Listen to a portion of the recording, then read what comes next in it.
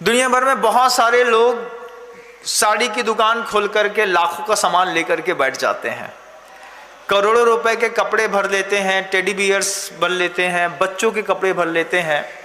General stores की बहुत बड़ी बड़ी शॉप्स जो होती हैं वो चलते चलते अचानक बिल्कुल बंद हो जाती हैं।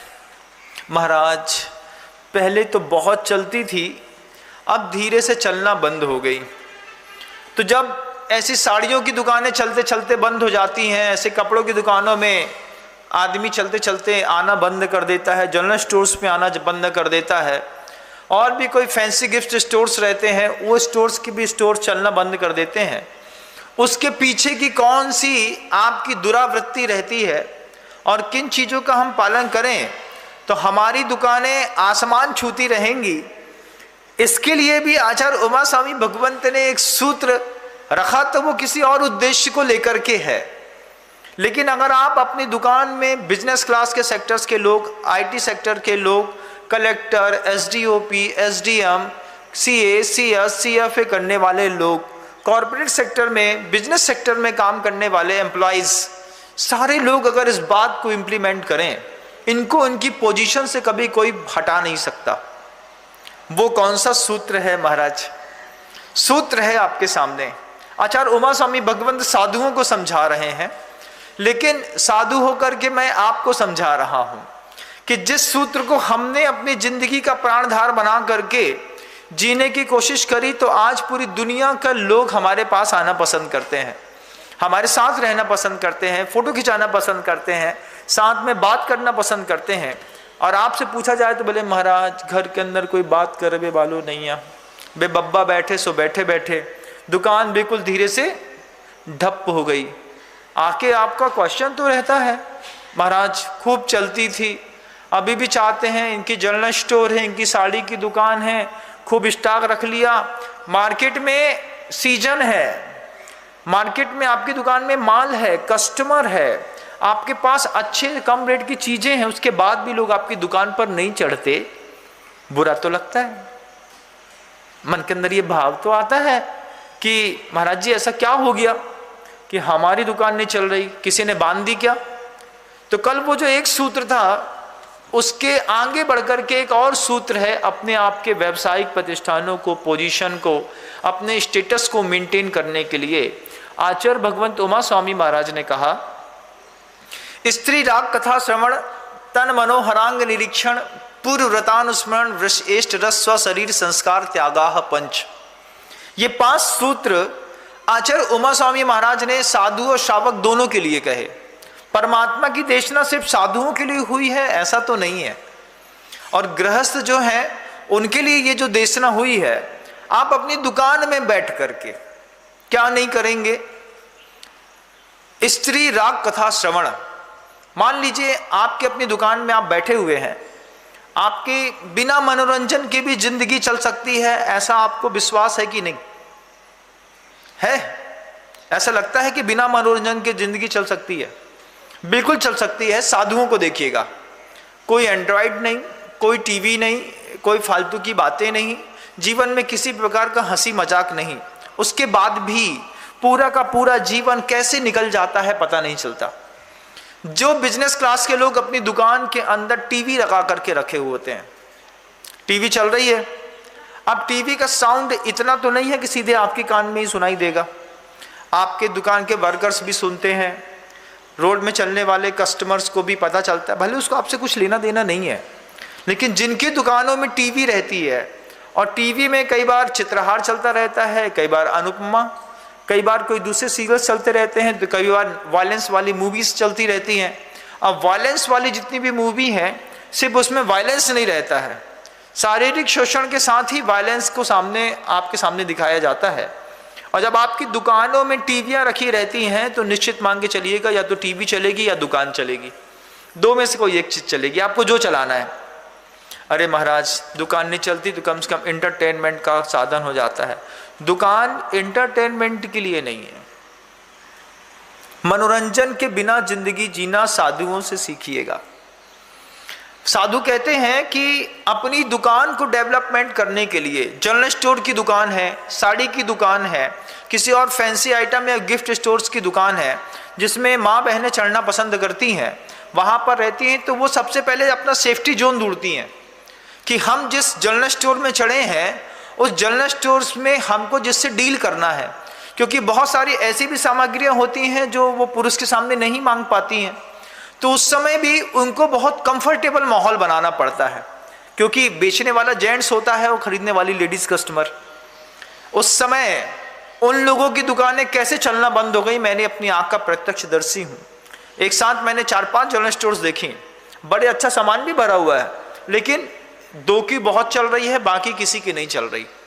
कारण सिर्फ एक था कि कोई भी स्त्री जब भी किसी साड़ी दुकान वाले के यहाँ चढ़ती है, किसी भी जनरल स्टोर्स वाले के यहाँ चलती है, गिफ्ट आइटम्स के यहाँ चढ़ती है, आइटम तो वो बाद में देखती है, साड़ी तो वो बाद में चूज करती है, सबसे पहले आपका कैरेक्टर देखती है कि सामने वाले की नजरें हमारे सामान को, मांगी हुई रिकमेंड की गई चीजों को लेकर के कुछ अलग तरीके की तो नहीं है। लेकिन अगर आपकी दुकान में टीवी चल रही है, उसमें कोई वल्गर कंटेंट आ रहा है, तो किसी महिला को 25 फीट दूर से पता चल जाता है कि उस दुकान में टीवी में वल्गर कंटेंट चल रहा है। उसकी भावना बनते बनते वो पैर इधर मोड़ते मोड़ते इधर मोड़ देती है, क्योंकि आपको लगता है अरे अभी हमारी दुकान में वो आई ही नहीं। आने से पहले भांप लिया जाता है, आपको भी, आपकी लाइफस्टाइल को भी। सबसे पहले पेपर दुकान में रखे प्रोडक्ट का नहीं होता, दुकान में बेचने वाले प्रोडक्ट का होता है कि कौन किसको बेच रहा है।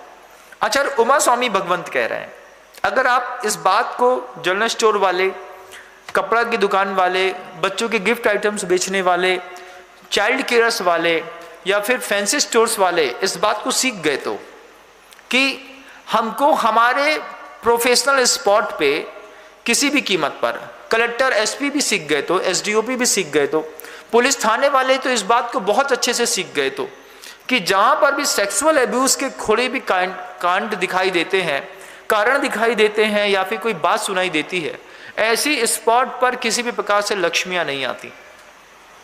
स्त्री को भी लक्ष्मी कहते हैं, उसके जेब में रखी रहती है उसको भी लक्ष्मी कहते हैं। और जब लक्ष्मी नहीं आती तो तुम्हारी दुकान तो ढप्पोनी है, क्योंकि तुम्हारी आदत कैसी है कि तुम प्रोडक्ट बेचते बेचते, मान लीजिए स्त्री राग कथा श्रवण, तन मनोहरांग निरीक्षण, पूर्व रतानुस्मरण, व्रस एष्ट रस शरीर संस्कार त्यागा पंच।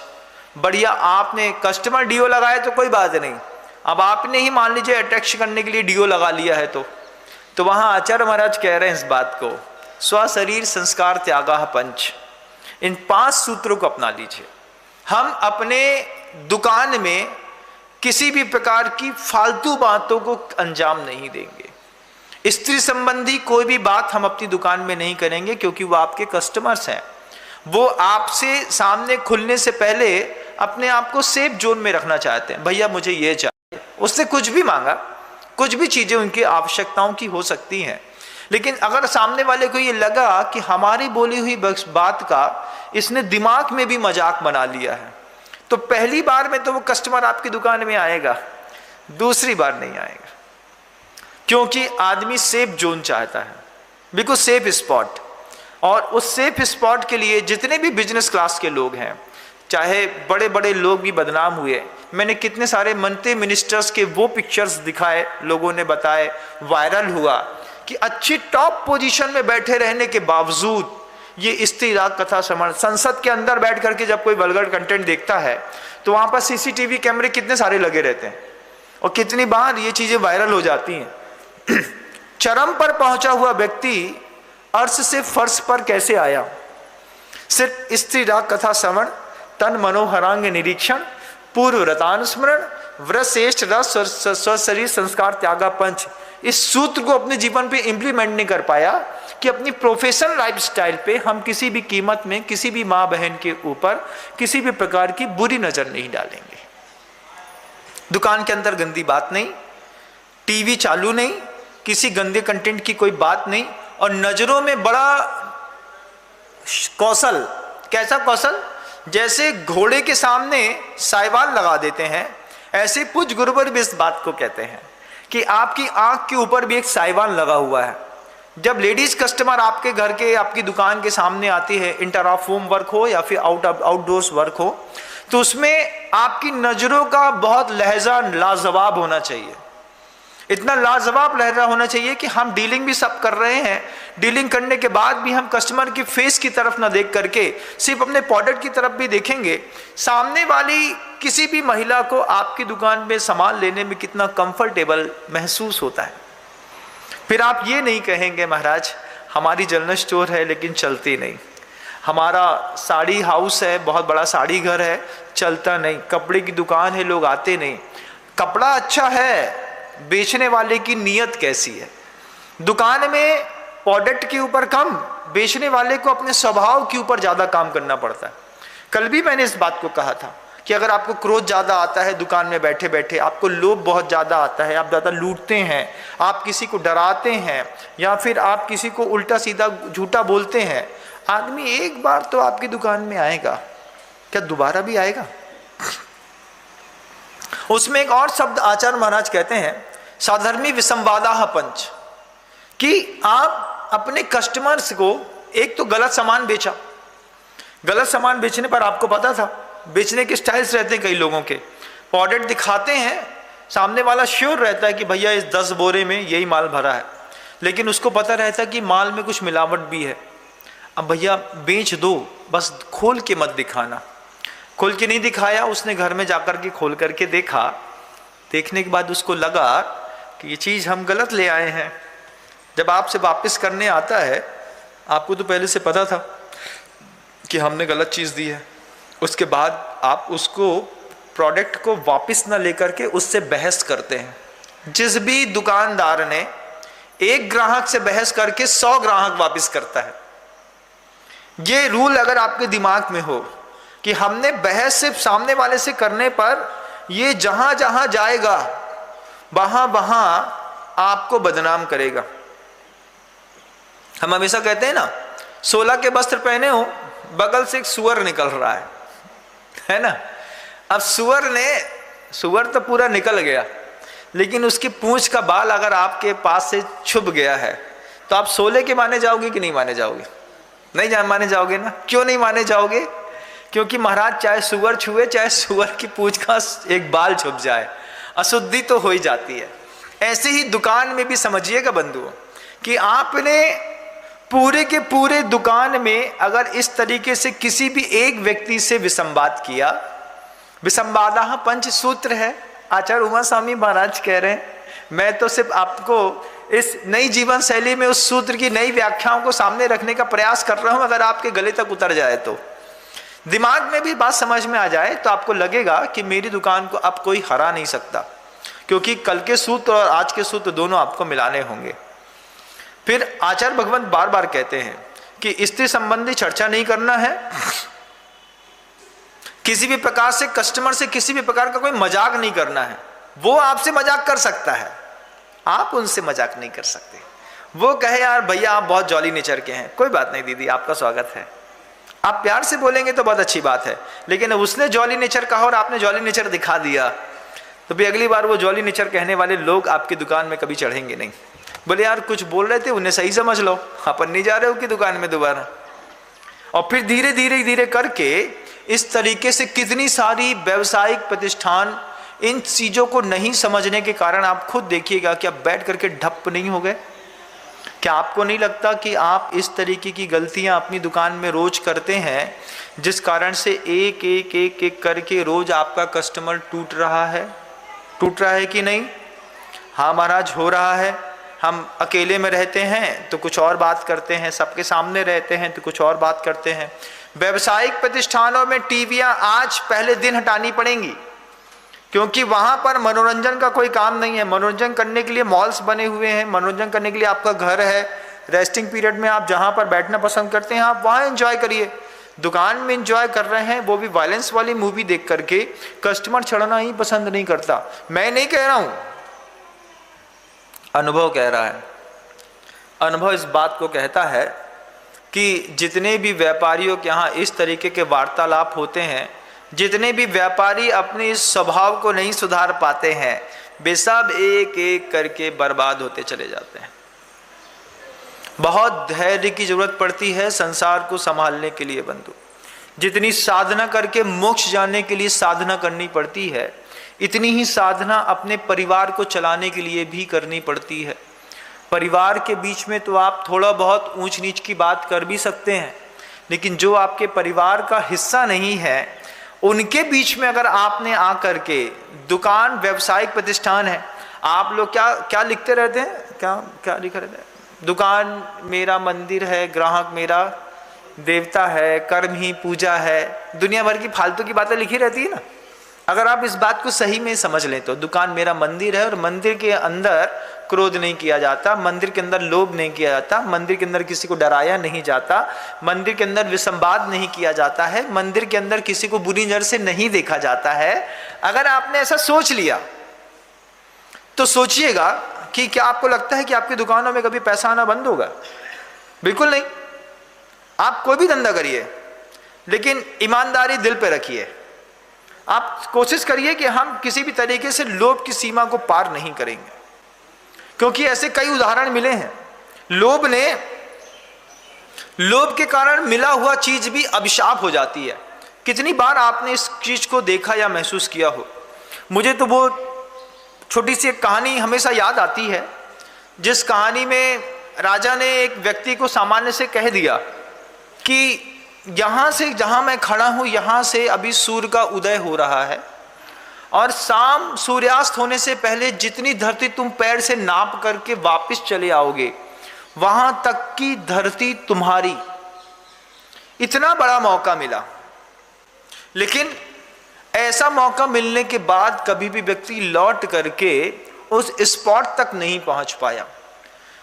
चलता रहा चलता रहा चलता रहा, सुबह से बिना खाया पिया दौड़ रहा है दौड़ रहा है दौड़ रहा है, दौड़ते दौड़ते दौड़ते जीवन की संध्या हो गई, उसके बाद भी आदमी दौड़ रहा है।